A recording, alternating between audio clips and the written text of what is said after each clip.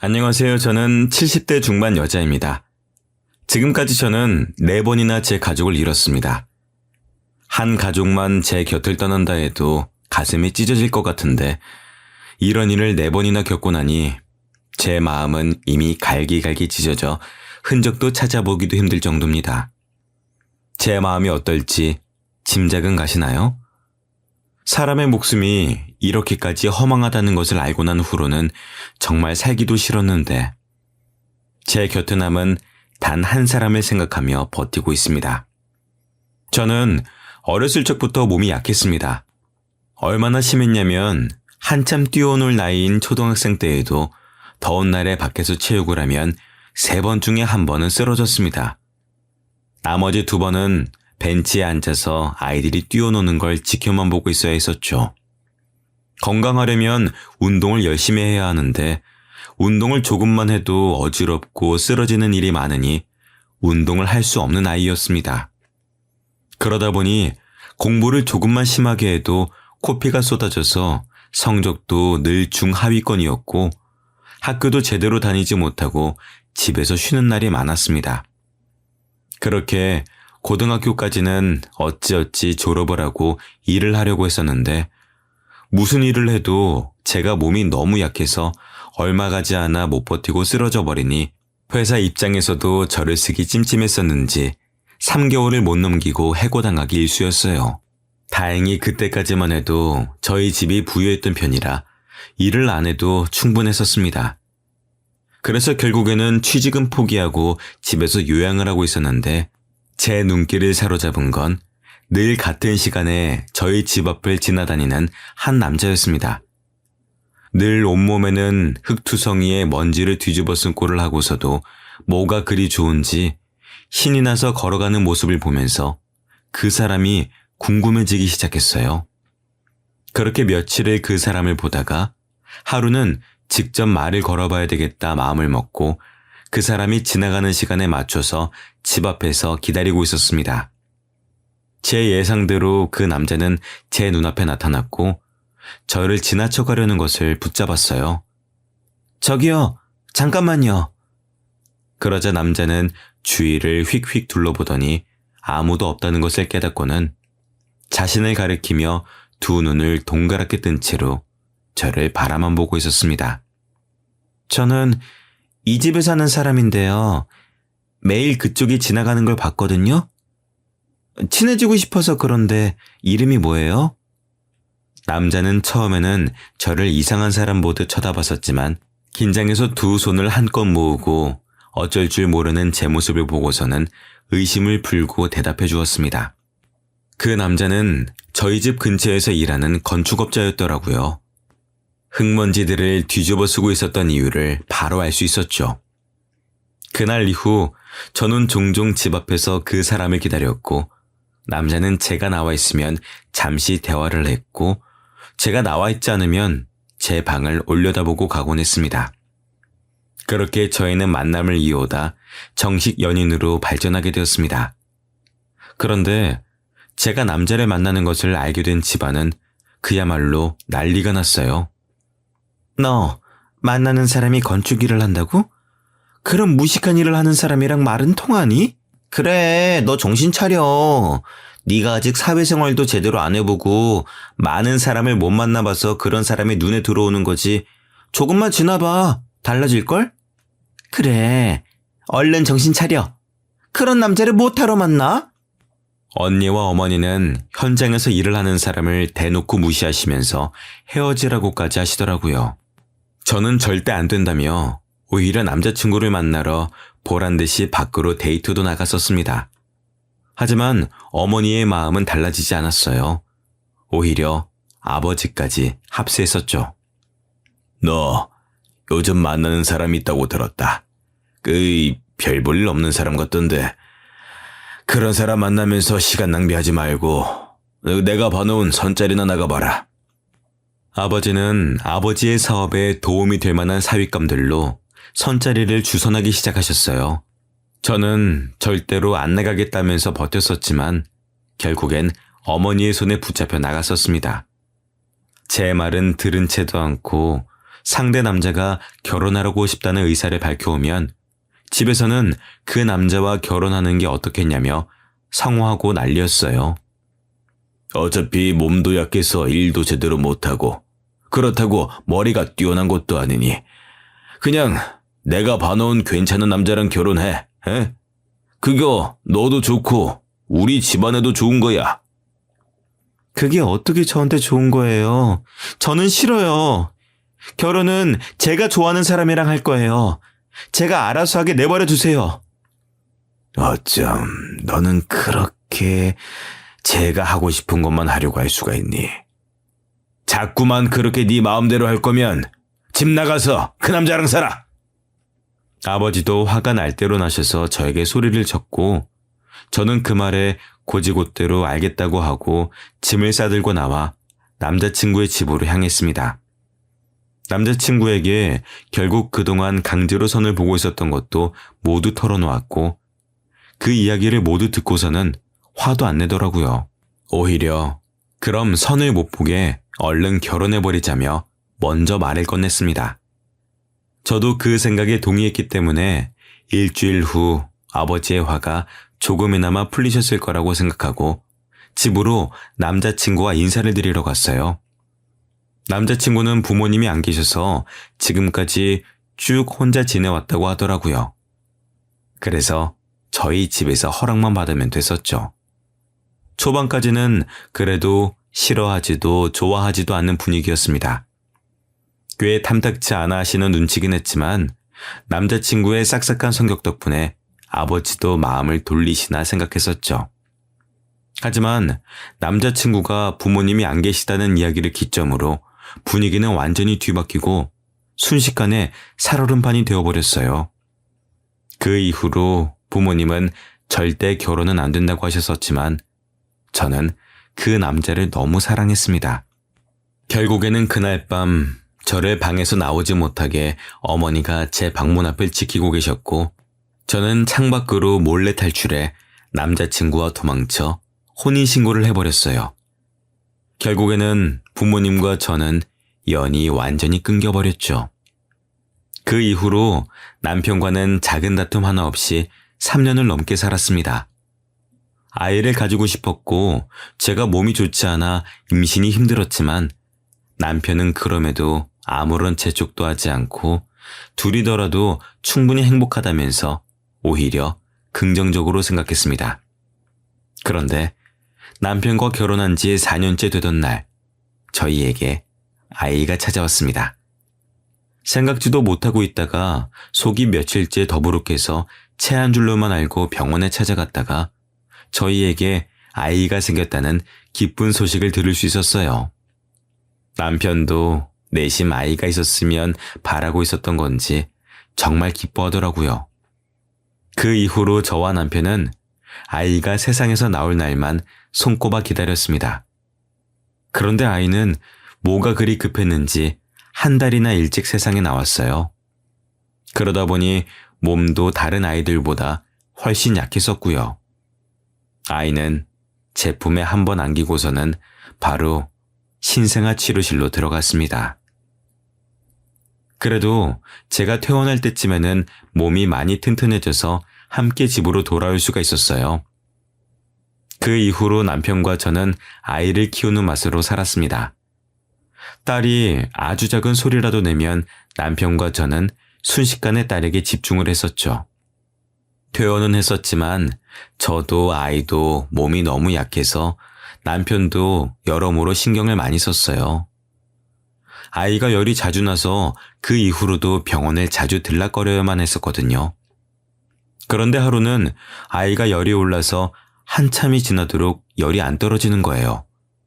갈수록 심해지는 열에 저는 아이를 안고 병원으로 달려갔습니다. 그런데 병원에 가서도 상황이 나아지지 않았어요. 아이는 이틀이 넘도록 열이 펄펄 끓었고 겨우 열이 내렸을 때에는 이미 뇌에 손상이 가서 목숨이 위태로웠습니다. 제발 살려만 달라고 빌었지만 결국 태어난 지 1년도 채우지 못하고 저희는 그렇게 아이를 떠나보내야만 했습니다.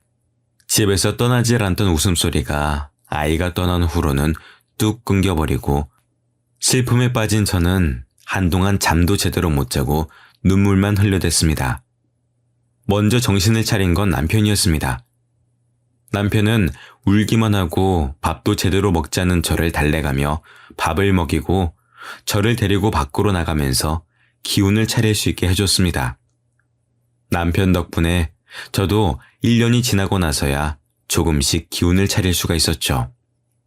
그런데 다시 임신을 하기는 정말 힘들 거라고 했었던 의사의 말과는 달리 저희에게 둘째가 기적처럼 찾아왔습니다.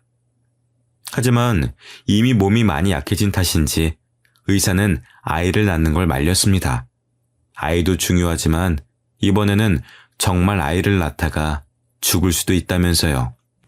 하지만 저는 이번이 아니면 다시는 아이를 낳을 수 없을 거라는 생각이 들어서 모두의 만류를 무릅쓰고 저는 아이를 지키기로 결심했습니다. 그 이후로는 병원을 제 집 드나들듯이 드나들었습니다. 배가 자주 아파져서 병원을 갈 때면 어찌나 겁이 나던지 그렇게 자주 가던 병원이었지만 갈 때마다 눈물을 한 바가지씩 쏟아낸 덕에 담당 의사 선생님이 기겁을 하셨었죠. 다행히 아이는 뱃속에서 꼬박 10달을 잘 채우고 태어났지만 저는 정말 생사를 왔다 갔다 했었습니다. 결국에는 제왕절개를 통해 아이를 낳았죠. 다행히 처음 태어났을 때만 해도 몸이 약하다며 병원 식구들의 걱정을 한 몸에 받던 제 아들은 고등학생이 될 때까지 흔한 감기 한 번 안 걸릴 정도로 건강하게 자랐습니다. 남편과 저는 다른 건 바라지도 않았고 그저 아들이 건강한 것만으로도 충분했습니다. 아들은 거기에다 공부도 꽤나 잘하는 편이었고 반에서 친구들과 사이도 좋았어요. 남편과 저는 이제 더는 바랄 것이 없겠다는 생각을 하고 있었던 찰나였습니다. 이제 곧 대학교를 들어가야 할 아들을 위해서 남편은 승진을 하려고 조금 과할 정도로 열심히 일을 하기 시작했었는데요. 그때 남편이 밤낮 없이 일을 하다 하루는 저녁에 술을 약간 마시고 확인할 것이 있어서 들렸던 현장에서 남편은 사고를 당했습니다.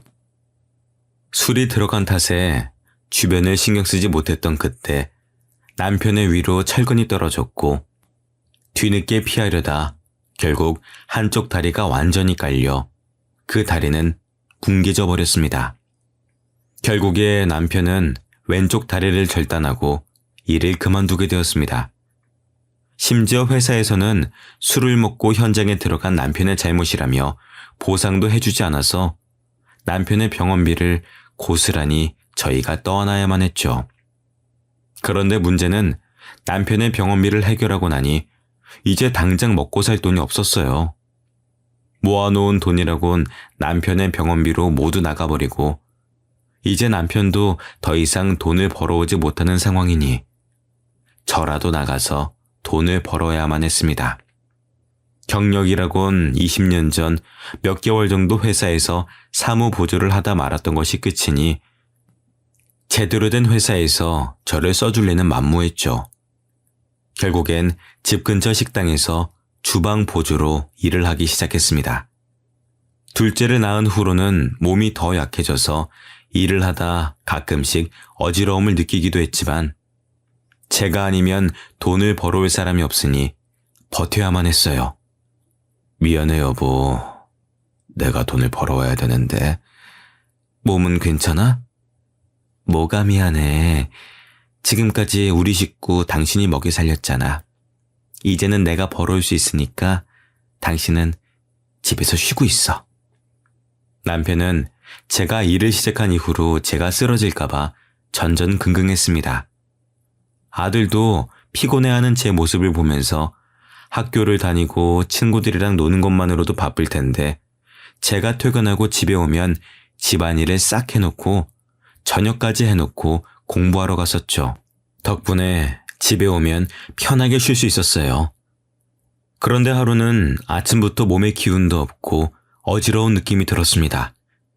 하지만 돈을 벌어야 하니 억지로 참고 일을 하고 있었는데 갑자기 눈앞이 핑 하고 돌더니 그대로 저는 쓰러져 버렸습니다. 그리고 눈을 뜨니 제 눈앞에는 남편과 아들이 울었는지 두 눈이 빨갛게 되어서는 저를 내려다보고 있었어요. 눈을 뜬 저를 발견하고 두 사람은 호들갑을 떨었죠. 여보, 괜찮아?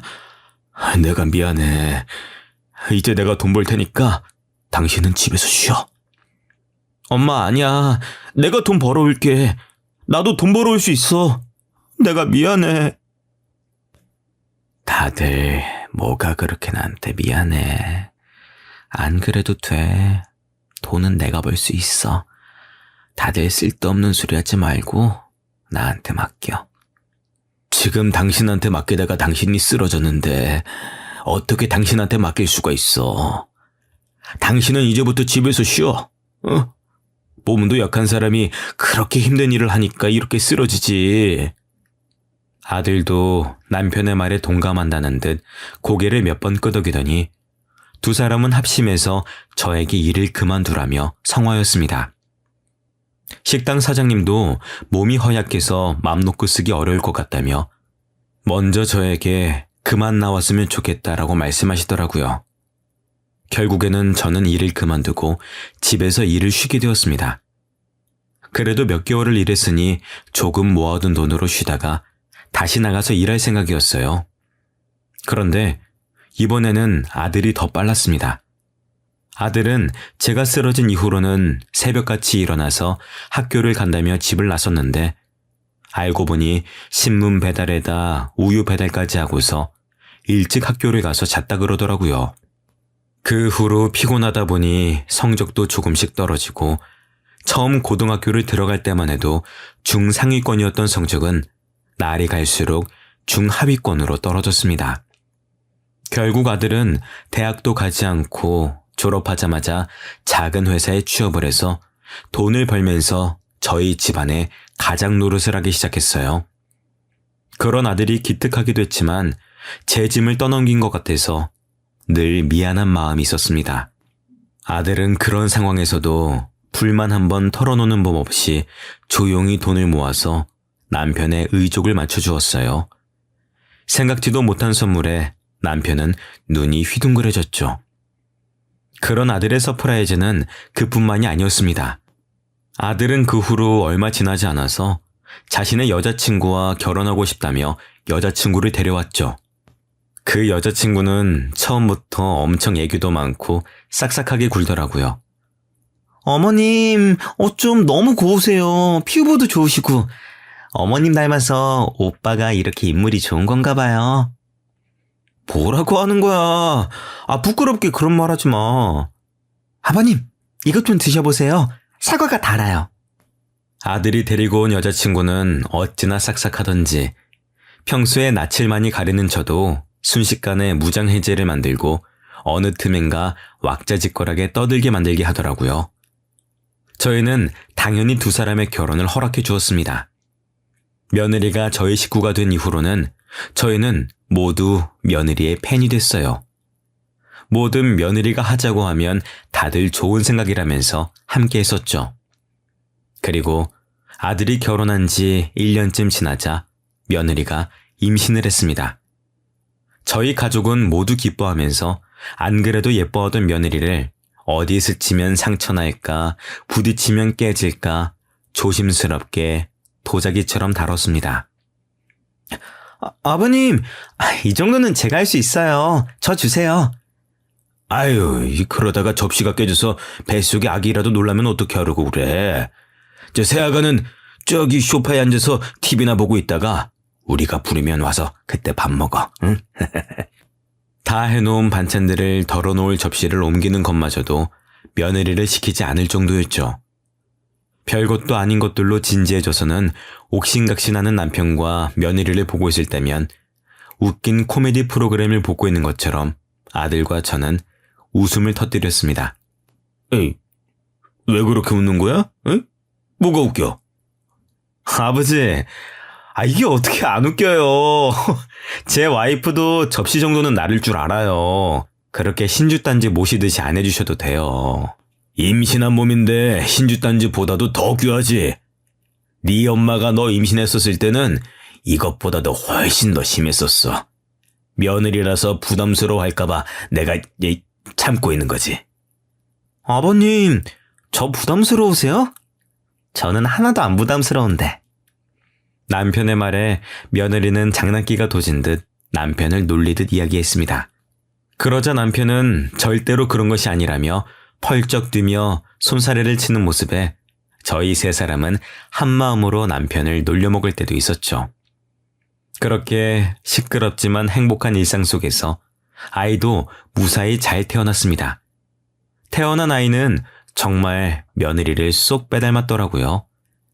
잘 울지도 않고 생글생글 웃기만 하는 모습에 손주를 보고 있다 보면 하루가 어떻게 지나가는지 모를 정도로 시간이 뚝딱 흘러갔습니다. 남편과 저는 맞벌이를 하는 아들네 부부를 대신해서 자주 아이를 봐주고 있었는데요. 며느리가 다시 복직을 하면서부터 조금씩 바뀌기 시작했습니다. 처음에는 일찍 퇴근을 해서 아이를 데리러 꼬박꼬박 자러던 며느리가 갈수록 야근이니 회식이니 하면서 데리러 오지도 않고 일주일에 한 번 올까 말까 하더라고요. 아들이 손주를 데리러 오긴 했었지만 아들도 바쁘면 손주를 데리러 오지 못해 며칠을 내리 저희 집에서 보낸 적도 있었습니다. 그러다 보니 웃기만 하던 손주가 부모님이 보고 싶은지 울며 보채는 날도 많아졌었죠. 처음에는 저희에게 오면 부모와도 잘만 떨어지던 아이가 저희 집에 오면 제 부모랑 한참을 떨어져야 한다는 걸 알아차렸는지 떨어지지 않으려고 하더라고요. 그 모습에 저희도 마음이 안 좋아져서 아들이든 며느리든 둘 중 하나는 일을 잠시 쉬면서 아이랑 함께 시간을 보내주라고 말했었지만 두 사람은 한치의 양보도 없었습니다. 이번에는 당신이 양보해줘. 나 이번 일만 잘 풀리면 승진이야. 그럼 돈도 훨씬 더 벌 수 있는데 내가 그걸 포기할 수가 없잖아. 당신만 그래? 나도 그래. 나도 아이 낳고 이제 겨우 복직해서 제대로 일하기 시작했는데 어떻게 그만둬? 지금 쉬면 나중에 복직 못해. 아들과 며느리는 그때를 기점으로 자주 다투기 시작한 것 같았습니다. 괜히 저희가 말을 해서 사이좋던 두 사람 사이가 나빠진 건 아닌지 마음이 불편했었죠. 그럴수록 눈치도 없이 손주는 부모님과 떨어지지 않으려 안달이었습니다. 아들이나 며느리가 눈에 보이지 않을 때면 어찌나 울어대는지 마음이 참 아팠어요. 막상 또 아들과 며느리가 아이랑 함께 있으면 잘 놀아주는 편이라 무작정 두 사람이 잘못했다고만은 할 수가 없어서 답답한 노릇이었죠. 결국에는 돈을 더 많이 벌어오는 게 아들이니 아들이 계속 직장을 다니고 며느리는 잠시 동안 일을 쉬면서 아이를 돌보게 되었습니다. 아들은 아이를 키워야 하니 돈을 더 많이 벌어오겠다면서 지방을 전전하는 현장직으로 근무를 바꿨어요. 그렇게 하면 확실히 돈은 더 벌 수 있다고 하더라고요. 하지만 며느리는 처음에는 손주를 잘 돌보는 것 같다가 또다시 밖으로 나돌기 시작했습니다. 아가야, 어딜 그렇게 나가는 거야? 키연이는 우리한테 내팽개치고. 어머님, 죄송해요. 제가 일이 있어서요. 잠시만 기현이 좀 봐주세요. 며느리는 일주일에 두세 번은 저희 집에 아이를 맡겨두고 나가는 일이 생겼습니다. 갈수록 아이에게 관심이 없어진 것 같아 남편과 저도 걱정이 많았어요. 설마 새아가 밖에서 다른 짓 하고 다니는 건 아니겠죠? 무슨 그런 소리를 해. 새아가가 어디 그럴 애야? 우리가 모르는 무슨 일이 있는 거겠지. 조금만 기다려봅시다. 하지만 더 이상은 며느리를 기다리고만 있을 수는 없는 상황이 벌어졌습니다. 오랜만에 김치를 담가서 김장김치를 나눠주려고 아들네 집에 들렸었는데 초인종을 누르니 며느리가 나오긴커녕 집안에서 아이의 울음소리만 들렸어요. 저는 며느리가 집안에서 큰일이라도 당했나 싶어서 다급하게 경비를 불러서 문을 열어 집 안으로 들어갔습니다. 그런데 집에는 며느리는 없이 손주만 덜렁 있었어요. 심지어 책장에 깔린 채로요. 저는 깜짝 놀라 책장을 들어 아이를 빼냈고 손주는 놀랐는지 한참을 울음을 멈추질 못했습니다. 다행히 뭔가 많이 쌓아놓는 책장이 아니어서 그렇게 무거운 편은 아니었지만 2살배기 아이에게는 충분히 위협적인 무기였었죠. 저는 처음으로 며느리에게 화가 잔뜩 나서 전화를 했습니다. 무슨 일이라니? 너는 집에 애 혼자 두고 어딜 그렇게 돌아다니는 거야? 애가 12살도 아니고 겨우 2살인 애를 두고 집 밖을 나갈 정신이 있니? 집에 오셨어요? 말씀하고 오시지. 저도 정말 잠깐 나갔었던 거예요. 밖에서 그렇게 오래 있었던 것도 아니고요. 지금 바로 들어갈게요. 됐다. 집에 가봤자 기현이 없어. 기현이 책장에 깔려서 지금 병원이다. 병원에서 검사해보고 우리 집으로 데려갈 테니까 그렇게 하라. 네? 기현이가요? 많이 다쳤어요? 무슨 병원이에요? 이미 늦었어. 이제서야 기현이가 어떤지 궁금하긴 하니? 저는 화가 나서 며느리에게 병원도 어딘지 알려주지 않고 끊어버렸습니다. 다행히 손자는 어디 한 군데 크게 다치질 않아서 바로 퇴원할 수 있었습니다. 그리고 집으로 가니 며느리가 안절부절 못하면서 저희 집 앞에서 기다리고 있더라고요. 어머님! 기현이는요? 크게 다친 곳은 없죠? 그렇게 걱정됐으면 아이를 혼자 두고 밖에 나가질 말았어야지. 죄송해요. 제가 너무 급한 일이어서 앞에서 잠깐 만나자고 해서 딱 10분만 만나고 다시 집으로 들어가려고 했어요. 그렇게 급한 일이면 아이는 혼자 둬도 되는 거니? 아이는 데리고 나갔어야지. 죄송해요. 너무 급하게 나간다고 그럴 정신이 없었어요. 급하다고 애를 안 챙기는 게 무슨 엄마니? 너 혼자 있는 집에 기현이 절대 안 보내. 내 남편 올라오면 그때 우리 집 와서 데리고 가. 그 전까진 절대 안 돼. 며느리의 말을 들을수록 더 화가 치솟은 저는 아들이 오기 전까지는 절대 아이를 보내지 않겠다며 그렇게 말한 후에 집으로 돌아와 아들에게 전화를 걸었어요. 여보세요? 무슨 일이에요, 엄마? 기현이가 다쳤다.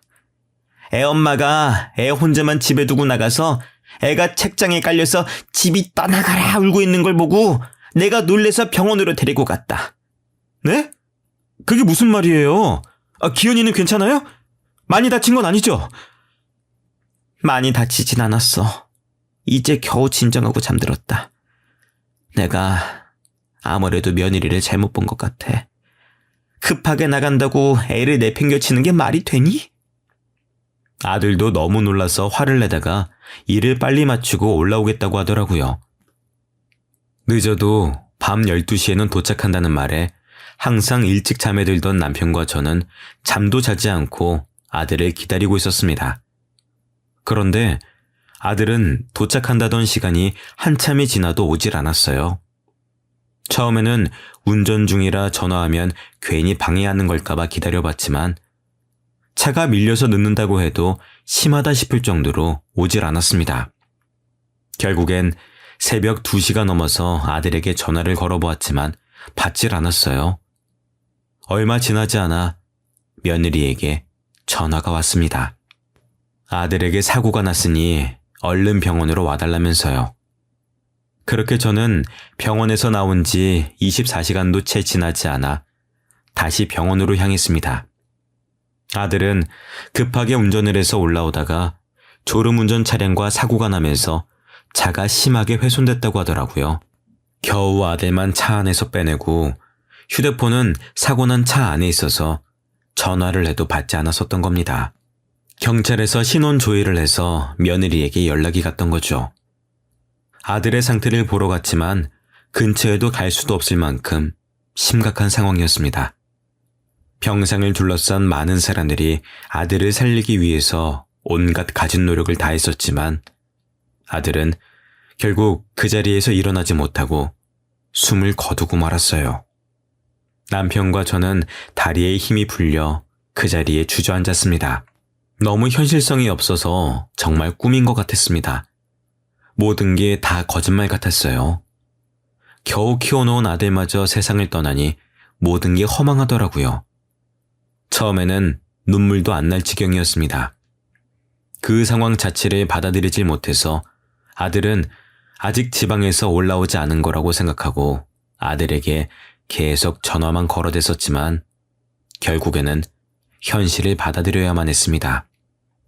아들에게 아무리 전화를 걸어도 전화는 연결되지 않았고 저는 그제야 아들이 정말 세상을 떠났다는 걸 실감하고서 그대로 무너져 내렸어요. 늘 제 옆에서 든든하게 받쳐주던 남편도 이번만큼은 도저히 감당할 수가 없었는지 함께 무너져 내려서 저희는 부둥켜 안고 울다가 그대로 저희 둘 다 실신까지 했습니다. 우리 아들, 내가 전화만 안 했어도 내가 괜히 전화해서 급하게 오느라 그런 일을 당한 거야. 다 내 잘못이야. 왜 하필 그때 전화를 했을까?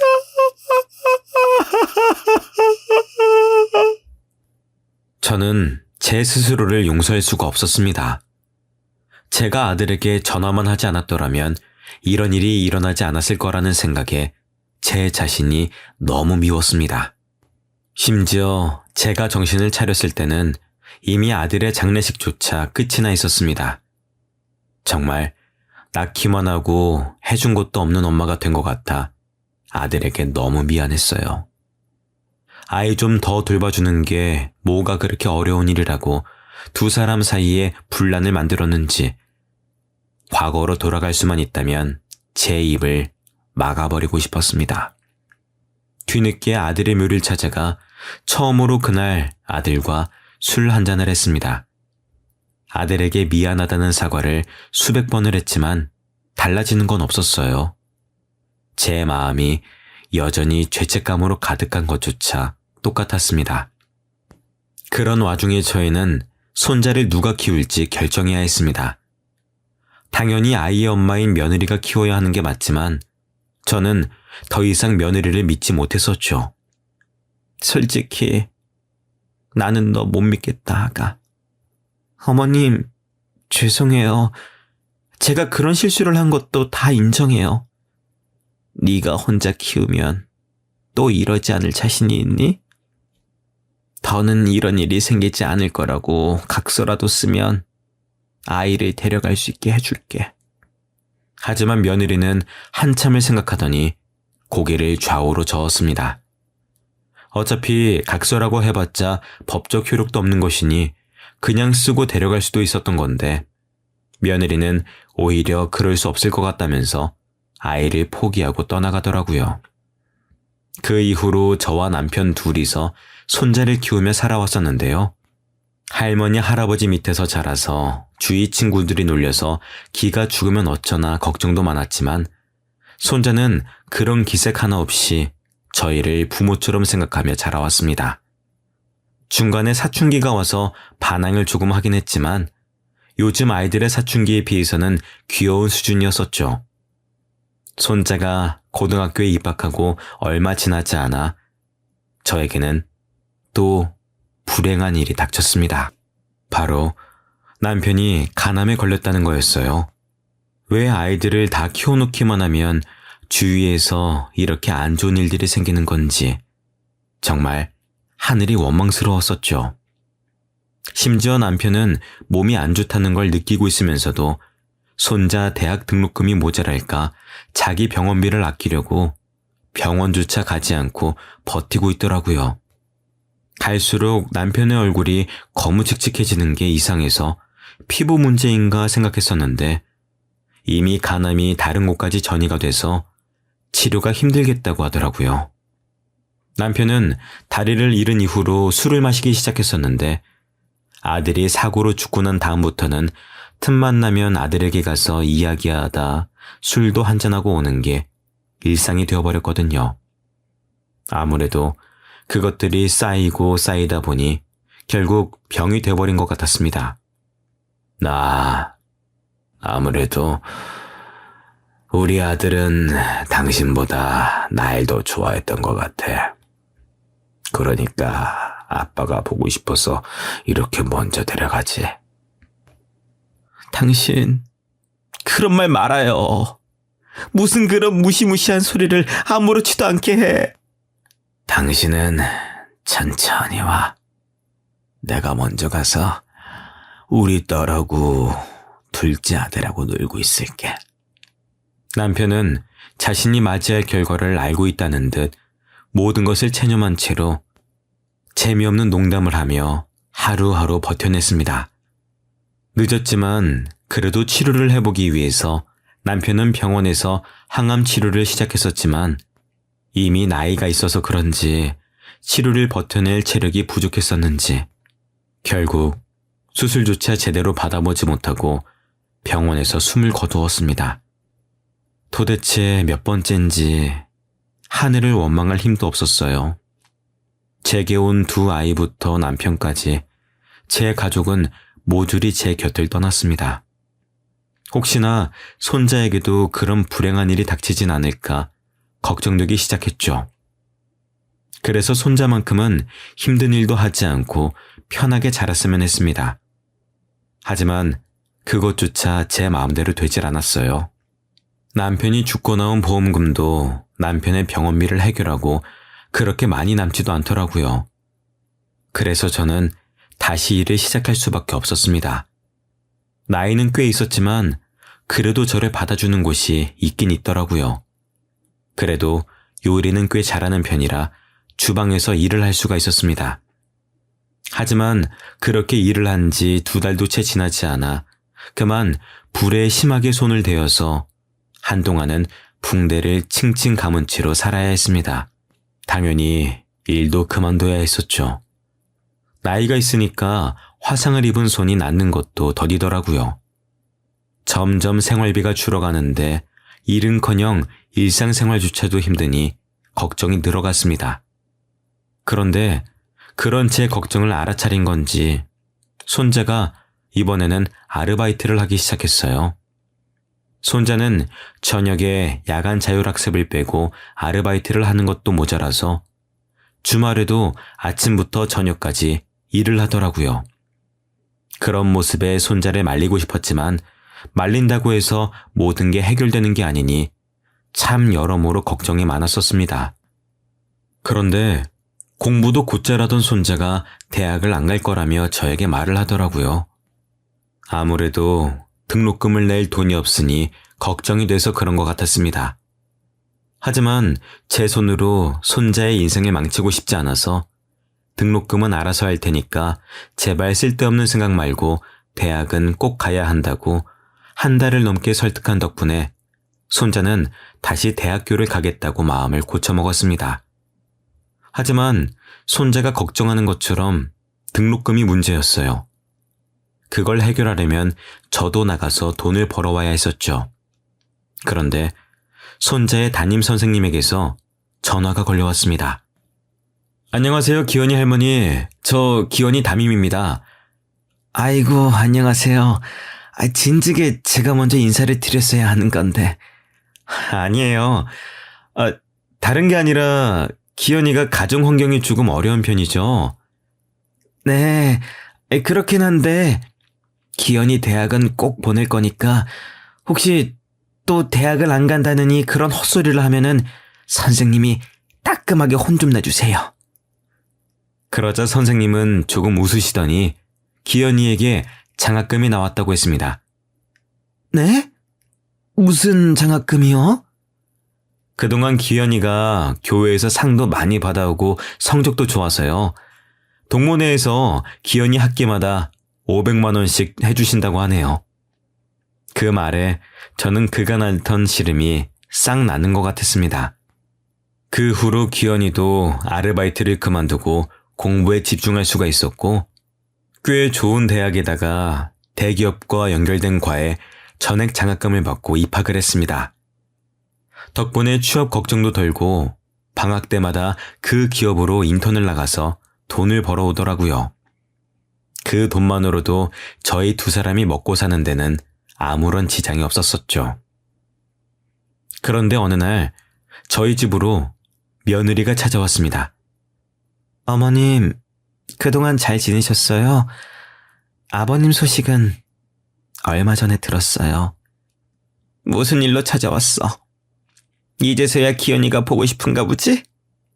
그러자 며느리는 고개를 푹 숙이고 눈물을 뚝뚝 떨어뜨렸습니다. 어머님, 저 얼마 안 남았어요. 엄마라고 말하지 않아도 돼요. 그러니까 한 번만 가까이서 볼 수 있게 해주세요. 알고 보니 며느리는 혈액암에 걸려서 이제 겨우 3달 정도밖에 안 남았다 하더라고요. 매번 멀리서 손자가 커오는 걸 봤었는데 죽기 전에 마지막으로 가까이서 보고 싶어서 직접 찾아온 거였습니다. 얼마 남지 않았다는 이야기에 마음이 약해진 저는 기현이와 며느리를 만나게 해주기로 결정했습니다. 생각해보면 며느리도 의도한 건 아니었던 사고였는데 제가 너무 며느리만 몰아붙였었는지 후회되기도 했었고요. 그리고 그날 저녁, 손자는 정말 오랜만에 친엄마를 만났습니다. 네, 엄마라고요? 그동안 어디 계시다가 이제서야 나타난 거예요? 미안해. 내가 너를 볼 면목이 없어서 그동안 멀리서만 지켜봤어. 처음에는 며느리에게 적대적이던 손자는 이야기를 하다 결국에는 엄마의 품에 안겨 한참을 울었습니다. 지금까지 어른스러운 척 버티고 있었지만 손자도 아직 어린아이였어요. 그 후로 손자와 며느리는 남은 3달이라는 시간 동안 그동안 하지 못했던 것들을 잔뜩 하며 시간을 함께 보냈습니다. 둘이서 캠핑도 가고 바다도 보러 가고 함께 아들에게 인사도 하러 다녀오면서요. 하지만 그 떨어져 있던 사이의 공백을 다 메우기도 전에 며느리는 세상을 떠났습니다. 그리고 손자의 앞으로 어마어마한 금액의 재산을 남겨주고 떠났습니다. 알고 보니 며느리는 그동안 꽤 돈을 많이 벌어왔나 보더라고요. 며느리의 친구이자 대리인에게 이야기를 들으니 손자를 혼자 두고 나갔던 날 며느리가 믿고 투자금을 맡긴 사람이 도망쳤다는 이야기에 황급히 나갔었던 거였어요. 제 아들이 지방을 돌아다니며 힘든 일을 하는 게 싫어서 자기가 직접 퇴직금으로 투자를 하려고 사람들을 만나면서 정보를 찾아다녔었는데 그게 저의 눈에는 그저 놀러만 다니고 있었던 걸로 보였던 겁니다. 결국에는 일이 모두 끝나고 한참 후에야 돈을 들고 도망간 사람을 찾아내 돈을 돌려받았고 그 이후로 여기저기 투자를 하다 대박이 나서 꽤 큰 돈을 모았다고 하더라고요. 그리고 그 돈으로 손자의 고등학교에 연락해 장학금 형식으로 손자에게 돈을 전달했던 것이었어요. 그 말을 들으니 그동안 오해하고 있었다는 사실에 너무 미안하더라고요. 며느리는 말하지 말라고 했다고 했지만 친구라는 사람은 그동안의 며느리의 속사정을 모두 알려주었습니다. 며느리도 제가 왜 그랬는지 충분히 이해하고 있으니 미안해할 필요는 없다는 말까지 덧붙였지만 그래도 며느리에게 사과 한번 제대로 못한 것이 못내 마음에 걸렸었습니다. 장례를 치르는 내내 마음이 불편하더라고요. 원래는 며느리가 죽기 전에 아무도 모르는 납골당에 자기를 안치해 주기를 바란다고 말을 전했다곤 했지만 손자와 상의 끝에 아들의 미호 옆에 나란히 며느리를 묻어주었습니다. 너무 늦게 오해를 풀어서 미안하다며 하늘에서 아들에게도 털어놓길 바라는 마음으로요. 그 이후로도 벌써 5년이 지나서 졸업을 앞두고 있습니다. 졸업하고 바로 자기가 가고 싶은 부서로 취직을 한다고 하니 이제 정말 걱정은 없습니다. 그동안 군대도 무탈하게 다녀오고 여자친구도 만들었어요. 주변 사람들을 넷이나 잃은 건 과거에 제가 너무 이기적이어서 벌을 받았나 생각합니다.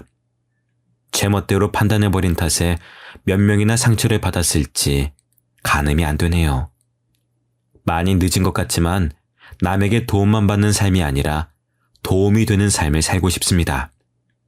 여러분들도 너무 받기만 하는 삶보다 뭐든 주고받는 인생 사시길 바라겠습니다.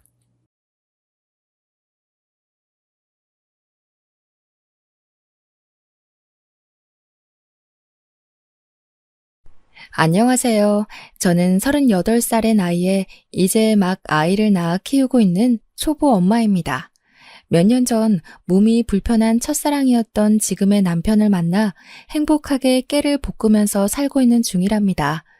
우리 남편은 몸이 많이 불편해요. 전동 휠체어에 타지 않으면 움직일 수가 없고 제가 없으면 세수조차 할 수 없는 그런 사람이지요. 아무리 첫사랑이라고 하더라도 이런 남자와 어떻게 결혼까지 하게 되었는지 궁금하시죠? 제가 지금부터 들려드릴 이야기는 우리 남편의 아픈 과거이자 저와 남편이 다시 만나 사랑을 하기까지의 모든 과정이 담겨 있답니다. 저는 고등학생 때 아주 공부를 잘했어요. 그래서 서울에서 꽤 알아주는 4년제 대학에 입학을 하게 되었습니다. 다들 대학 입학의 꿈들 하나씩은 가지고 있잖아요. 저 또한 부푼 꿈을 안고 건축학과에 입학을 했습니다. 신입생 OT에서 처음 알게 된 몇 명의 친구들은 금세 친해져서 무리를 이루게 되었죠. 아무래도 남자 여자 할 거 없어 섞여서 놀다 보니 그 중에는 서로 눈이 맞아 연애를 시작하는 친구들도 있었고요. 공모전에 출품해야 된다고 교수님들이 달달 볶는데 어떻게 연애를 하는지 정말 궁금할 정도였습니다. 데이트할 시간이 전혀 없었거든요. 결국 건축학과 그 안에서 서로 끼리끼리 눈이 맞아 하루 종일 같이 과제를 하는 것 말고는 데이트를 할 수 없었습니다. 하필이면 저는 여중여고를 나온 터라 숫기가 없어 연애랑은 거리가 먼 사람이었고요. 하지만 친하게 지내던 단짝인 남자 사람 친구는 있었습니다. 민우는 제게 정말 친절한 친구였어요. 과제하다가 졸기라도 할까봐 커피를 몰래 사다 주고 학교 앞에 맛있는 디저트 가게가 생기면 포장도 해주고 하루는 제가 과제를 끝내고 늦은 시간에 집에 가려고 하니 위험하다면서 집까지 데려다 주더라고요. 저는 살면서 운전기사가 딸린 차를 타본 것이 처음이라 매우 놀라웠습니다. 민우는 전혀 티를 내지 않았지만 어마어마한 부잣집 아들이었어요. 한 번은 둘이 팀 과제를 해야 해서 민우네 집에 갔던 적이 있었는데 집이 무슨 궁궐 같더라고요.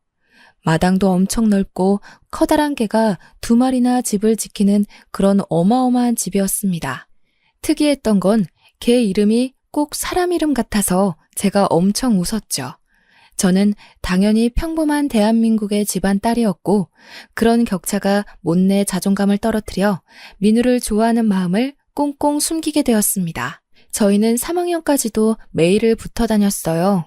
같은 과 친구들이 저기 부부 온다 할 정도로 저희는 오랜 시간을 함께 보낸 사이였습니다. 민우도 저에게 연애 감정이 들었을까요? 하지만 저도 민우도 서로에게 내색을 전혀 하지 않았기 때문에 그때 당시에는 연애 감정이 있었는지 어쨌는지 모를 일이죠. 민우 덕에 저는 난생 처음 보는 음식들도 먹어보고 늘 늦은 시간에는 저를 데려다 주곤 했었죠. 4학년에 올라가자 졸업작품을 준비해야 하는 시기가 다가왔어요. 당연히 어느 때나 다름없이 개강총회에서 민우를 찾아보는데 민우가 나오질 않았더라고요. 무슨 일 있나 싶어서 전화를 해보니 휴대폰이 꺼져 있더라고요. 그래서 문자 메시지를 남겨놨죠. 하지만 민우에게는 답장이 오지 않았습니다. 걱정이 되어 친했던 동기들에게 물어도 봤어요. 김민우 군대 갔어? 민우 군대 갔대? 몰라. 여기 민우랑 연락되는 사람 없어? 야, 민우 마누 연락이 안 되면 누가 되겠어. 남편 어디다 두고 혼자 왔어? 동기들도 민우의 행방을 전혀 모르더라고요. 개강한 지 2주가 넘게 지나서야 저는 학과 사무실에 민우가 군대를 갔는지 휴학을 했는지 물어보았습니다. 공사학번 김민우, 이번 학기 등록 안 했는데 휴학계도 안 냈고 학과에서도 계속 연락했는데 연락이 안 돼서 아마 퇴학 처리로 될 것 같은데? 연락이 안 된다고요? 조교님, 저 민우네 집 주소가 기억이 안 나서 그런데 땡땡동인 건 알고 있거든요. 알려주실 수 있어요? 그건 좀 곤란한데. 아무래도 학생 개인정보고 학교에 등록 안 했다고 해서 우리가 무조건 연락해야 되고 찾아가야 하고 그런 건 아니거든. 일단 내가 지금 좀 바빠서 더 이상은 안 될 것 같네. 수업 안 들어가? 저는 조교님과의 대화에서 얻은 소득이라고는 연락이 정말 그 누구와도 안 된다.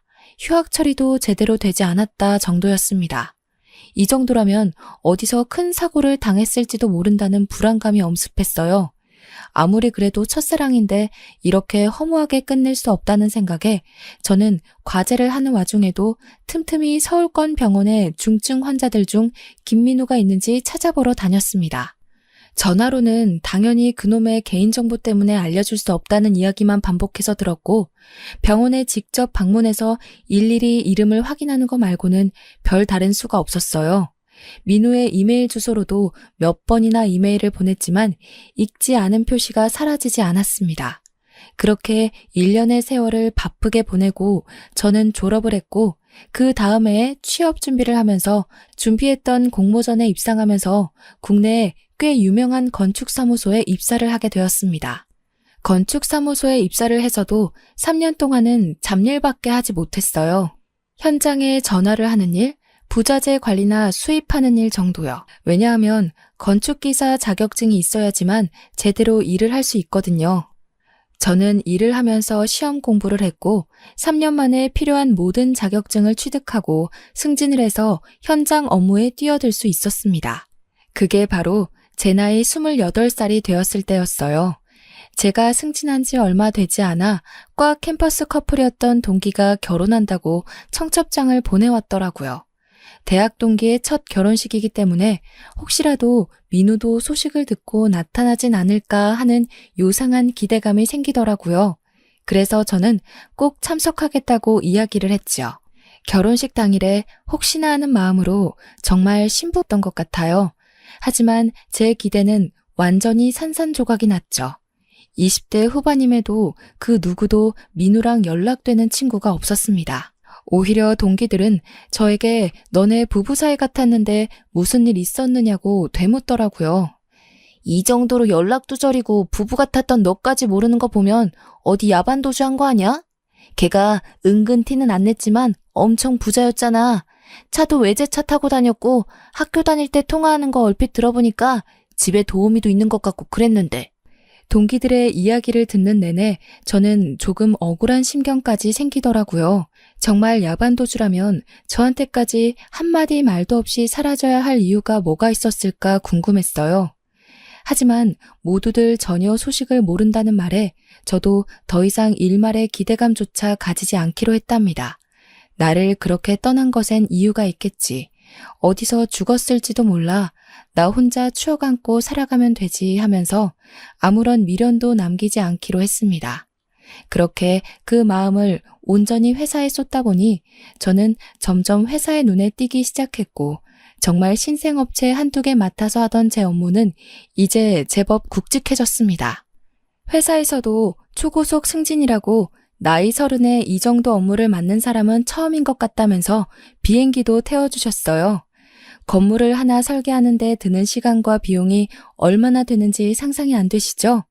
캐드라는 프로그램으로 일일이 도면과 조감도를 만들어내는 게 생각보다 쉬운 일이 아니라 저는 업체가 늘어나자 정신이 안드로메다에 가 있는 것처럼 바빴습니다. 출장도 상상 이상으로 많아졌어요. 정말 국내에 안 가본 동네가 없을 정도로 구석구석 비어있는 땅은 다 돌아다닌 것 같습니다. 집안을 어떻게 닦을 것인지, 건물을 어떻게 올려야 효율적인지 답사를 다녀야만 작업을 시작할 수 있었어요. 다른 날과 다름없이 지방 출장이 생겨 아침부터 부랴부랴 준비를 하고 버스도 한 번에 가는 편이 없어서 몇 번을 갈아타고 시골 동네에 도착하게 되었습니다. 그 동네는 아직 개발이 제대로 이루어지지는 않았지만 방송에 한번 소개된 이후 꽤 많은 사람들이 풍경을 즐기기 위해 찾고 뜨고 있는 관광지였어요. 돈 냄새를 맡은 땅 주인이 풍경이 전체적으로 보이는 멋들어지는 카페 건물을 짓고 싶다고 해서 답사를 하기 위해 찾아갔습니다. 정말 동네에 카페 하나 없어서 사장님께서 중국집에서 만나자고 하시더라고요. 동네 허름한 중국집에서 탕수육에 소주를 시켜놓고 하는 미팅이라니 정말 생소했지만 한편으로는 재미있기도 했습니다. 지방 특성상 밥집에서 가끔 미팅하는 경우도 있긴 했었거든요. 물론 이렇게 테이블 4개가 전부인 중국집은 처음이었지만요. 한창 건물의 효율성과 디자인, 부자재에 대해 설명하면서 가닥을 잡아가고 있는데 소주를 드시던 사장님께서 대뜸 시집은 갔냐면서 호구조사를 시작하시더라고요. 일하는 재미에 푹 빠져서 연애도 아직이에요. 대신 경력은 탄탄하니 믿고 맡겨주시면 걱정 하나 없게 잘해드릴게요. 내가 우리 윤지의 과장 소문이야 익히 들어서 알고 있지. 근데 윤 과장 몇 살이지? 31? 32? 제가 좀 동안이죠? 이래 보여도 35 먹었습니다. 그래? 학교도 서울에 어디 나왔다고 거기 소장한테 들었는데 XX 대학교였던가? 사장님이 너무 코치코치 저의 사생활을 묻는 것 같아서 기분이 좀 그랬지만 어쨌든 꼭 성공해야 할 프로젝트이기도 했기에 사장님의 비위를 거스르지 않으려고 꼬박꼬박 대답을 했어요. 네, 맞아요. XX 대학교 건축학과 나왔어요. 이런 인연이 다 있나? 윤 과장 김민우라고 알아? XX 대학교 건축학과 출신에 나이도 비슷한 것 같았는데. 저는 민우의 이름이 나오자 소스라치게 놀랐습니다. 그렇게 10년을 넘게 수소문했던 민우의 이름을 이런 자리에서 사장님께 듣게 되다니요. 사장님이 민우를 어떻게 아세요? 혹시 민우가 다른 건축사무소에서 일하고 있나요? 그쪽 업체에도 견적 의뢰하셨었어요? 어디 회사요? 아소라. 기다려봐. 야, 민우야. 사장님은 바깥에 오토바이 배달원을 향해 민우야 하고 부르셨고 두어 번 부르니 휴대폰을 보고 있던 남자가 가게 안으로 들어왔어요. 예, 박 사장님. 뭐 더 드려요? 소주? 너 XX대학교 건축학과 나왔다고 했지?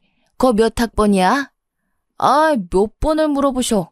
04학번, 35살. 나 거기 나온 거 맞다니깐요. 그렇게 내가 못 믿어? 저는 민우라는 사람을 빤히 쳐다보았어요. 분명 XX대학교 나온 건축학과 04학번 김민우는 제가 아는 김민우 하나뿐인데 묘하게 기시감이 드는 얼굴이었습니다. 정말 길에서 만나면 모르고 지나칠 법한 아무리 10년이 넘는 세월이 흘러 강산이 바뀌었다고 해도 이렇게까지 다른 얼굴일 수 있나 싶은 모습이었어요. 왕자님처럼 뽀얀 피부에 다부진 어깨, 항상 남을 배려할 줄 알던 다정다감한 말투는 온데간데 없고 지금 제 앞에 있는 사람은 전혀 다른 사람이었습니다. 깡마르고 새까만 피부에 눈도 민우보다 훨씬 동그랗고 뭔가 이국적인 느낌이 물씬 풍기는 얼굴이었어요. 말투야 뭐 시골에 살다 보면 촌스러워지고 되바라질 수 있다고 생각은 하지만 분위기 자체는 잘 안 바뀐다고 생각했는데 이건 분위기뿐만 아니라 얼굴도 달라졌으니까요. 김민우 맞아? 나 윤지혜인데. 지혜야 당연히 알지. 잘 지냈어? 동기 애들은 다 잘 지내고 내가 연락을 못했다. 너 왜 4학년 되자마자 휴학계도 안 내고 그렇게 소리소문 없이 사라졌어? 군대 간 줄 알고 수소문했는데 그것도 아니고 무슨 일이 있었던 거야? 내가 아는 김민우가 아닌 것 같아서 그래. 실은 내가 큰 사고가 있었어. 집에 큰 불이 나서 부모님은 돌아가시고 나 혼자 가까스로 살아남았는데 재산도 다 타버리고 얼굴에 화상도 입어서 수술도 하고 그랬지. 그제서야 얼굴이 다른 이유를 알게 되었어요. 물론 체격까지 차이가 나는 건 이해가 안 됐지만 사는 게 바빠서 관리도 못하고 운동도 못하면 충분히 왜소해질 수 있다고 생각했죠. 불에 모든 게 다 타버리는 바람에 어디에도 연락할 수가 없었고 나도 연기를 많이 마셔서 꽤 오랜 시간 병원에 입원해 있었어. 재활치료도 오래 받았고 내가 세상에 나온 뒤엔 할 수 있는 게 없더라고. 그래서 무작정 버스 타고 내려와서 여기서 일하게 됐지. 그러면서 민우는 사장님께 소주를 한 잔 받아 벌컥 마셨어요. 분명 대학 다닐 때 민우는 술을 한 잔도 못하는 친구였었거든요. 친구들끼리 술을 마시러 갈 때도 항상 구석에서 탄산음료를 먹던 친구였는데 소주를 연거푸 마시는 모습을 보고 너무나도 놀랐습니다. 정말 10년이 넘는 세월이 사람을 이렇게도 변하게 만드는구나, 세월의 격차는 너무나도 다르구나를 실감하게 되었죠. 이렇게 만난 것도 인연인데 두 사람 번호도 교환하고 그러지? 둘 다 미혼이구만. 그 말을 듣고 민우는 제게 쭈뼛쭈뼛 휴대폰을 내밀었고 저희는 번호를 교환하게 되었습니다. 기시감은 뒤로 한 채 민우와 다시 연락이 되었다는 사실 자체로도 너무 기뻐서 눈에 보이는 게 없기도 했어요. 저는 미팅도 잘 마치고 두 사람에게 인사를 한 뒤 다시 서울로 돌아오게 되었습니다. 동기들에게도 이 소식을 전할까 했지만 지금 민우의 사정이 좋지 않기도 하고 그렇게 잘 살았는데 한순간에 모든 걸 잃은 게 자존심이 상할 수도 있는 문제라 저만 알고 있기로 마음먹었어요. 그날 저녁 피곤함이 몰려오는 와중에도 민우와 연락이 하고 싶어 문자를 보내보았어요. 민우야, 나 집 잘 도착했어. 진짜 인연은 인연인가 보다. 그렇게 먼 동네에서 이렇게 우연히 마주치다니. 그러니까 지혜야. 민우 이제 내 이름도 기억 못하는 거야? 나 지혜잖아. 아니 미안. 오타난 거야. 민우와 함께 연락을 이어가면서 은근히 갸우뚱할 일들이 있었어요. 예를 들면 캠퍼스 건물을 이야기할 때도 건물을 헷갈린다던가 다 아는 건축 설계 이야기를 할 때도 기억이 안 난다고 한다던가 하는 일들 말이죠. 물론 세월이 지났으니까 까먹을 수도 있겠구나 싶었지만 그래도 굵직한 이야기들도 잘 기억 안 난다고 하니 서운한 마음까지 들더라고요. 저는 그 추억 하나로 이 세월을 버텨가며 민우를 찾아 헤맸는데 민우는 모든 걸 다 별일 아닌 일로 치부해버리는 것 같아서요. 민우야, 앞으로는 가끔 안부도 묻고 연락도 하고 지내자. 우리 대학 다닐 때 정말 재미있는 일 많았는데. 아, 내가 진혁이랑 진솔이 보고 엄청 웃었던 것도 기억나? 그럼 기억나지. 진혁이랑 진솔이 진짜 웃기던 친구들이었잖아. 걔네가 말이라도 하면 친구들 다 배꼽 잡았던 거 기억나지.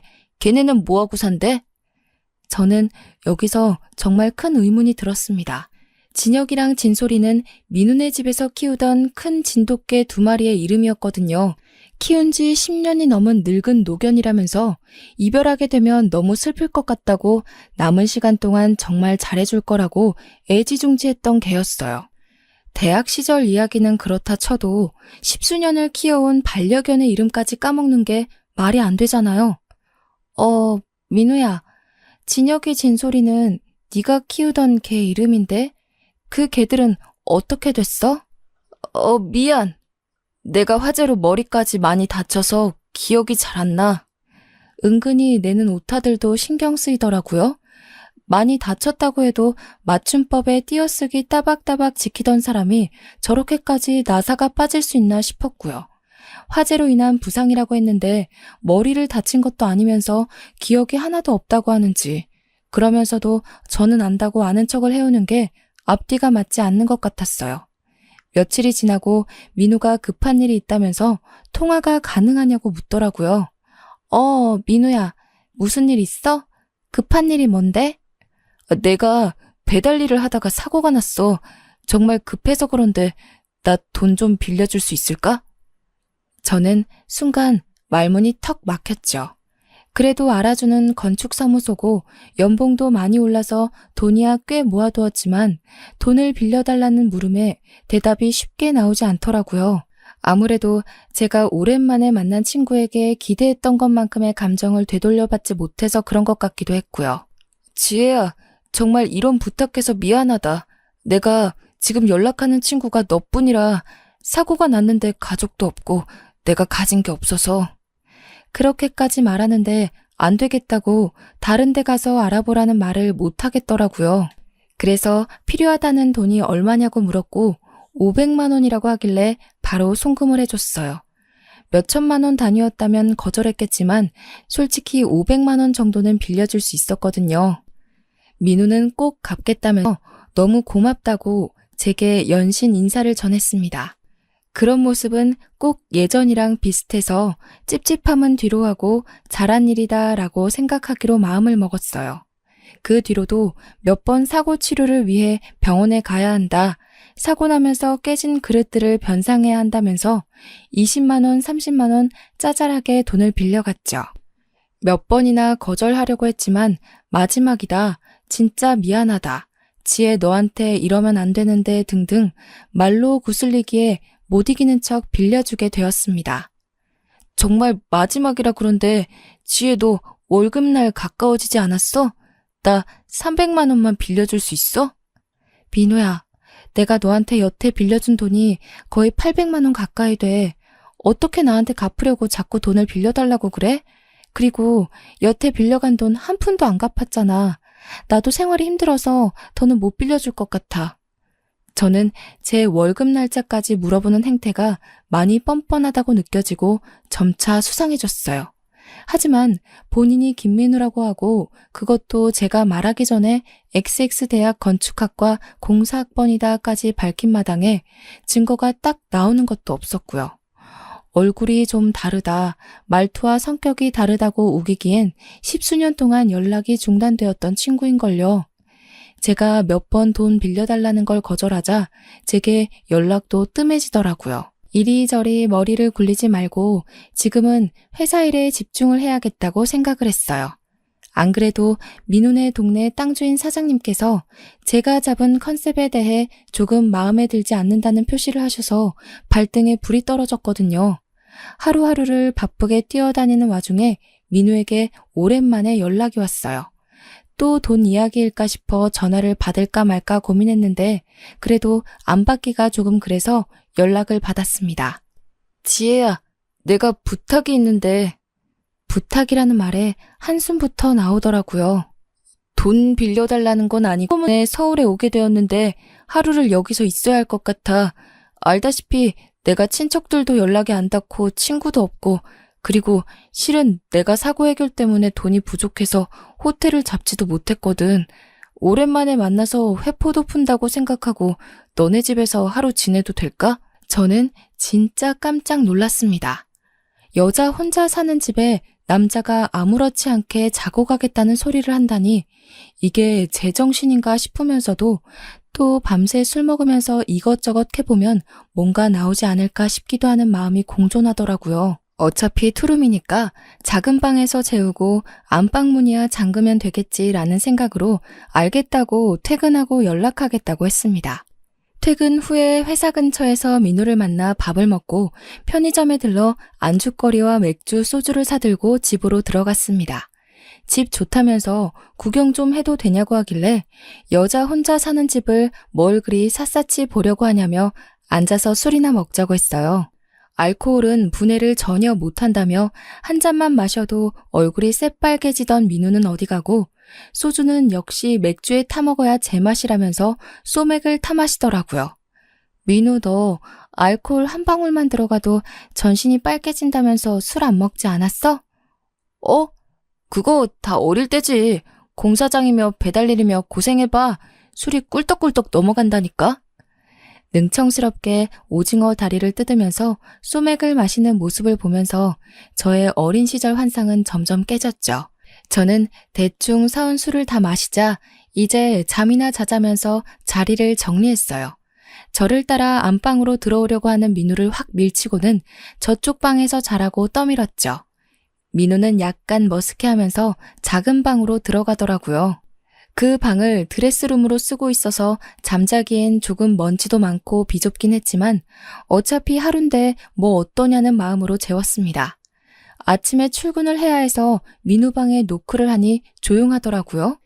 출근을 할 시간인데 민우를 혼자 두고 나가기가 너무 꺼림칙해서 깨울 생각으로 문고리를 잡아 돌렸는데 이미 나갔는지 방에 없더라고요.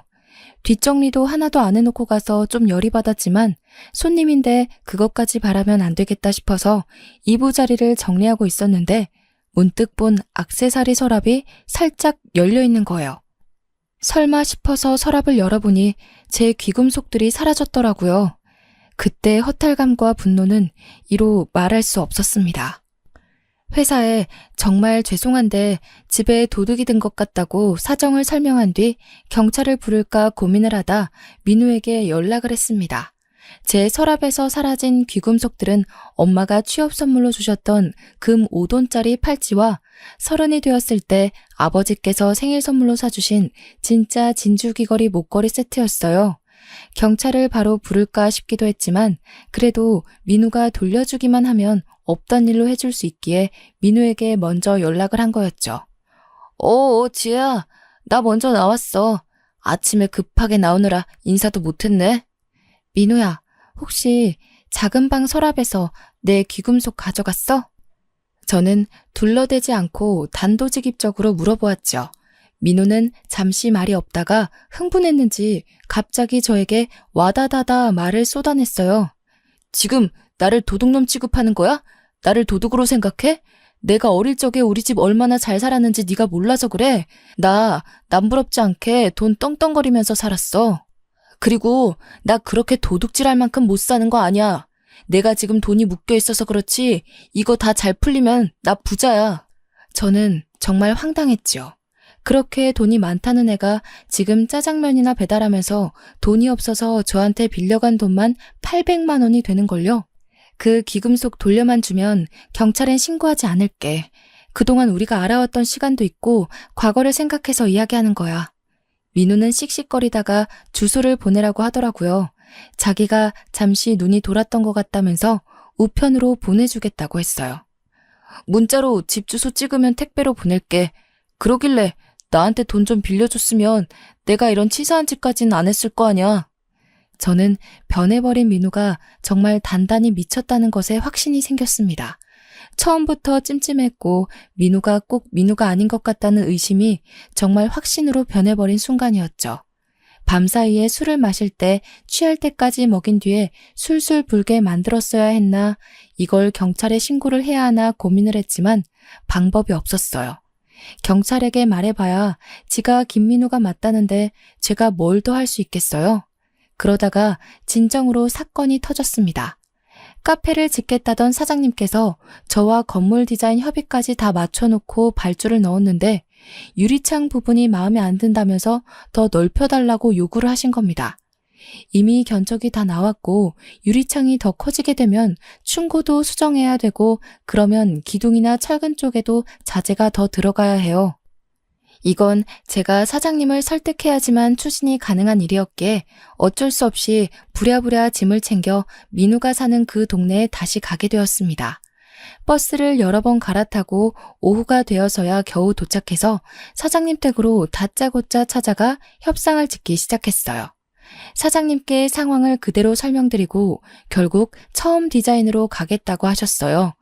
더 이상 말 바꾸기 없다고 도장까지 쾅 찍고 나오니 이미 해가 진 어둑어둑한 저녁 8시였습니다.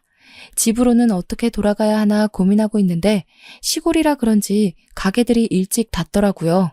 8시에 마치는지 민우가 저 멀리에서 터덜터덜 중국집 가게 문을 닫고 걸어가는 것이 보였습니다. 그래도 아는 사람 하나 없는 외지에서 민우를 만났다는 게 내심 반가웠던 터라 저도 모르게 민우야 하고 부르려는데 누군가가 소리를 치더라고요. 얘야, 영준아! 귀가 어두운가 불러도 말을 못 들어. 아이씨, 영준이라고 하지 말라니까. 어둑한 주위 덕분에 제가 보이지 않았는지 주위를 연신 살피며 할머니의 팔을 확 잡아채고는 뭐라고 궁시렁거리면서 걸어가더라고요. 실수했다고 판단하신 건지 할머니는 연신 미안하다는 제스처를 민우에게 하면서 입을 찰싹 때리셨어요. 저는 그 자리에서 잠시 멍하니 서 있었습니다. 영준이? 영준이가 누구지? 하고 말이죠. 저는 정신이 돌아오면서 제 머릿속에서 여러 가지 상상의 나래를 펼쳤습니다. 만약 민우가 영준이라면? 진짜 민우는 어디에 있지? 진짜 민우, 가짜 민우, 영준이 온데 섞여서 머리가 지끈거릴 지경이었습니다. 저는 제 눈으로 직접 확인하는 편이 좋겠다는 생각이 들어 지체 없이 휴대폰으로 민우의 번호를 찾아서 전화를 걸었습니다. 민우야, 별일 없지? 어디야? 지금 퇴근해서 집에 가고 있어. 왜? 택배 잘 받았다며. 돈은 천천히 갚을 거야. 이제 와서 경찰에 신고하려고? 한 달도 더 된 이야기인데. 왜 이렇게 날이 서 있어? 아니, 다름이 아니라 내가 지금 너네 동네에 와 있는데 휴대폰 배터리도 이제 꺼지기 일보 직전이고 잠깐 볼 수 있을까? 너 일하는 중국집 앞이야. 민우는 10분이 채 지나지 않아서 중국집 앞으로 왔어요. 저는 괜히 멋쩍은 듯한 표정을 지으며 민우에게 말을 했습니다. 귀찮게 미안. 너네 집에서 혹시 나 하루 자고 가도 돼? 여기가 시골이라 차편이 일찍 끊기잖아.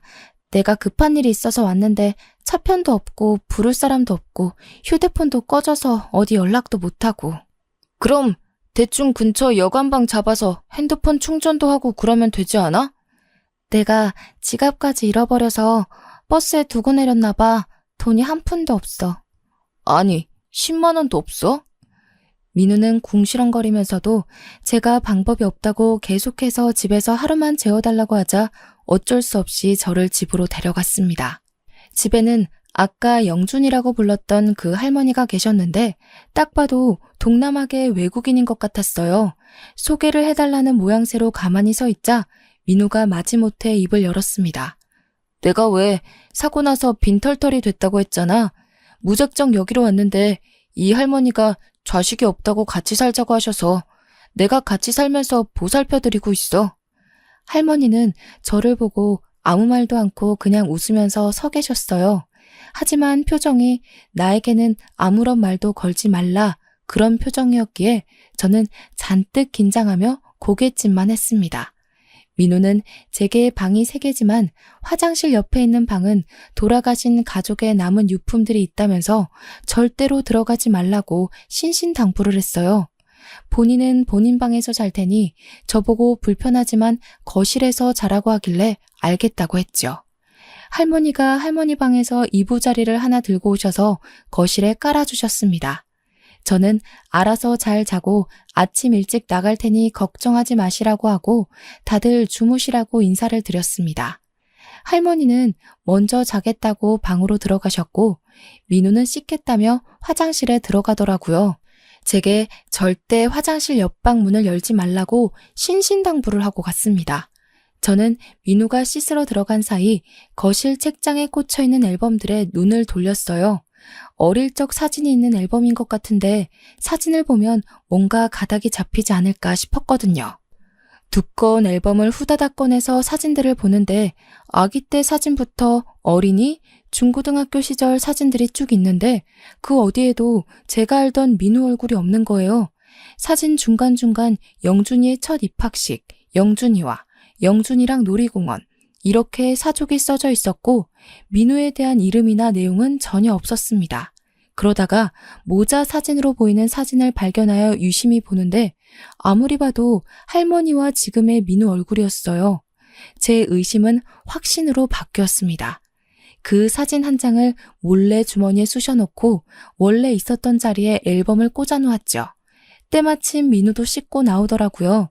긴장감에 심장이 두근두근 튀어나올 것 같았습니다. 맥주라도 한 잔 할래? 주면 고맙지. 저는 민우가 술이라도 진탕 마시고 푹 잠들면 그때 본격적으로 증거를 더 찾아볼 생각이었습니다. 1시간, 2시간 술자리가 조금 길어졌지만 저는 배불러서 더는 술을 못 마시겠다는 핑계로 술을 조절하고 있었습니다. 얼굴이 벌겋게 달아오른 민우가 이제 자야겠다며 휘청거리면서 일어났고 방문을 닫고 들어가는 걸 보고는 불을 끄고 꺼두었던 휴대폰을 다시 켜서 후레쉬 빛으로 앨범을 뒤져보았어요. 그렇게 1-2시간쯤 흘렀을까 온통 영준이라고 적힌 지금의 민우 얼굴을 한 사람의 사진들을 모조리 확인하고 저는 민우가 영준이라고 확신을 하게 되었습니다. 팔뚝에 오소소 소름이 돋았어요. 영준이는 왜 XX대학교 건축학과 공사학번 김민우 행세를 하고 살고 있는 걸까요? 그것도 민우를 전혀 모르는 사람들에게 이 시골까지 와서 굳이 그런 짓을 할까요? 저는 깊은 고민에 빠졌습니다. 그러다가 1-2잔 마신 맥주 때문인지 화장실이 가고 싶어서 볼일을 보고 나오는데 어디서 끙끙 앓는 소리가 들리는 거예요. 저는 할머님이 아프신 줄 알고 할머니 방으로 가려고 했는데 자세히 들어보니 민우가 절대 들어가지 말라고 했던 화장실 옆방에서 나는 소리 같았습니다. 끙끙거리는 소리도 남자 목소리 같았고요. 저는 두려움에 손이 벌벌 떨렸습니다. 그 방엔 분명 유품이 있다고 했는데 민우와 할머니 둘만 사는 집이랬는데 남자가 하나 더 있다니 얼마나 무서웠겠습니까? 저는 민우의 방에서 들려오는 코 고는 소리와 조용한 할머니 방 소리를 확인한 뒤 두 눈을 질끈 감고 화장실 옆방의 문을 열었습니다. 그 방은 작은 스탠드 불빛에 의존하고 있는 어둑한 방이었는데 바닥쯤에 누가 누워있는 것을 보았어요. 저는 살금살금 다가가 끙끙거리는 사람의 얼굴을 살며시 들여다보았습니다. 어두워서 잘 보이진 않았지만 실루엣만으로도 저는 한눈에 알아볼 수 있었습니다. 누워있는 그 사람은 진짜 민우였어요. 저는 아주 작은 소리로 민우의 이름을 불러보았어요. 너 혹시 민우니? 김민우? 누구세요? 저 좀 도와주세요. 나 XX대학 건축학과 공사학번 윤지혜야. 나 알겠어? 이게 다 무슨 꼴이야. 저는 혹시라도 소리가 새어나갈까 방문을 꼭 닫고 민우의 옆으로 다가가 스탠드 불빛을 가까이 비췄어요. 밝은 불빛으로 얼굴을 보니 정말 제가 아는 민우가 맞았습니다. 살이 하나도 붙지 않은 깡마른 얼굴을 하고 있었지만 그래도 그 민우의 얼굴이 맞았어요. 저는 눈물이 터져나올 것 같았습니다. 어떻게 된 거냐고 일어서 보라고 하니 민우가 가만히 누워서 고개만 쓱 돌리며 말을 하더라고요. 지혜야, 내가 몇 년 전인지도 모르겠다. 부모님과 해남으로 여행을 가는 도중에 차가 미끄러져서 논두렁으로 차가 거꾸로 처박히는 사고를 당했어.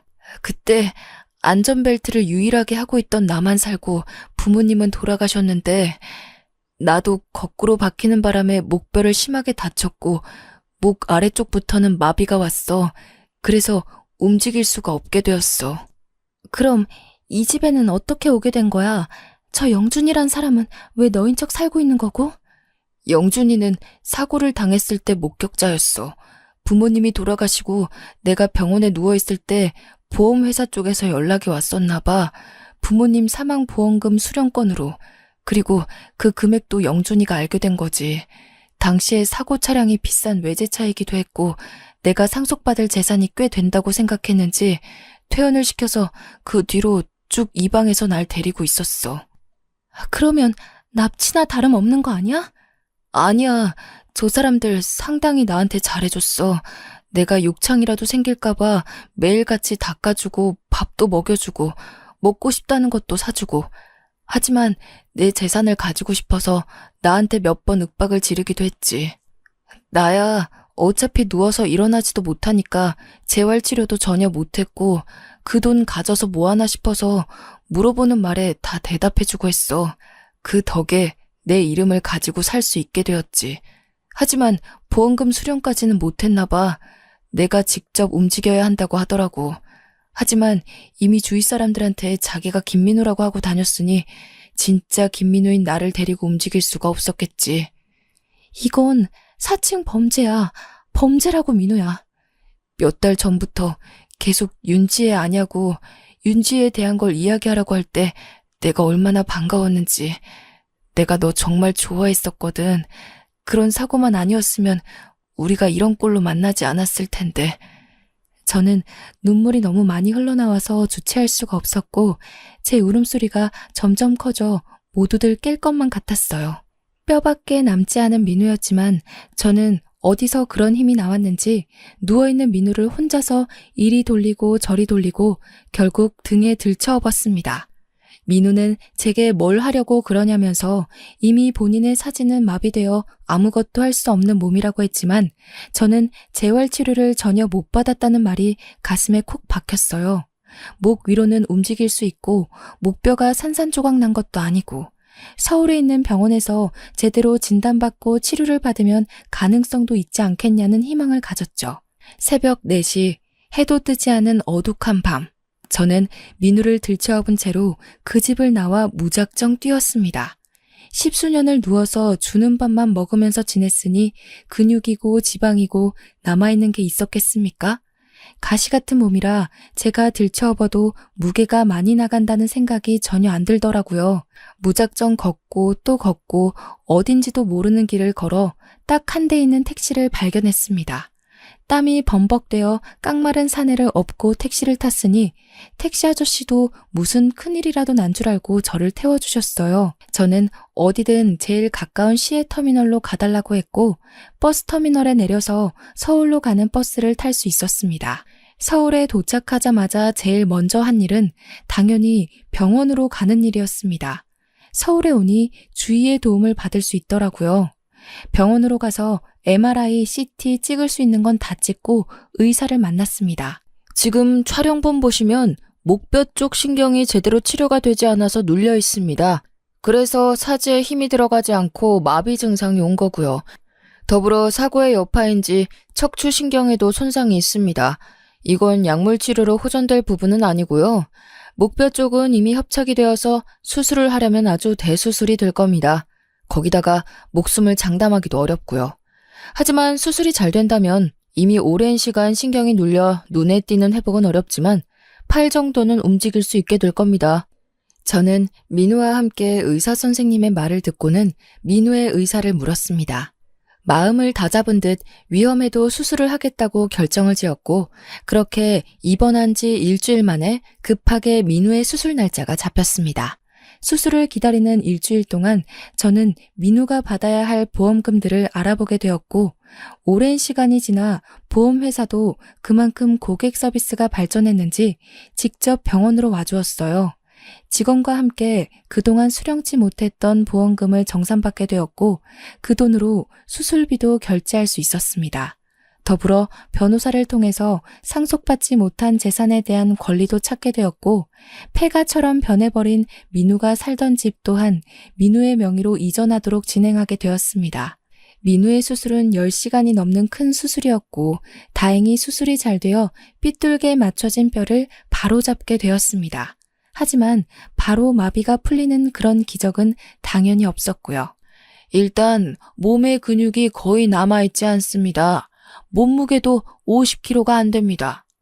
지금은 걷는 것도 무리가 갈 수 있기 때문에 재활과 더불어 운동 치료를 약하게 시작해야 합니다.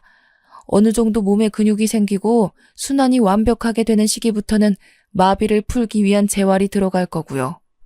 걸리는 시간은 장담할 수 없습니다. 10년이 걸릴지 20년이 걸릴지 혹은 평생 돌아오지 못할 수도 있습니다. 저는 민우가 제 손으로 글씨라도 한번 써봤으면 좋겠다는 마음으로 재활치료를 빠지지 않고 받자고 말을 했어요. 민우는 눈을 꿈뻑이며 제게 당연하다는 듯 알겠다고 했고요. 수술이 끝난 뒤 영준이라는 사람을 경찰에 신고했습니다. 경찰에서는 민우의 진술을 토대로 영준이라는 사람을 찾기 시작했고요. 당연히 민우가 사라진 걸 알게 된 이후 그 모자는 집을 버리고 떠났는지 빈집으로 남아있다고 했습니다. 사람이 사는 최근 흔적이 보이지 않는다고요. 제가 알고 있던 휴대폰 번호도 전부 없는 번호로 뜨고 모든 걸 버린 채 야반 도주를 한 거죠. 경찰은 꼭 잡고야 말겠다고 저희에게 약속을 했고 저희는 경찰을 믿고 치료에만 힘을 썼습니다.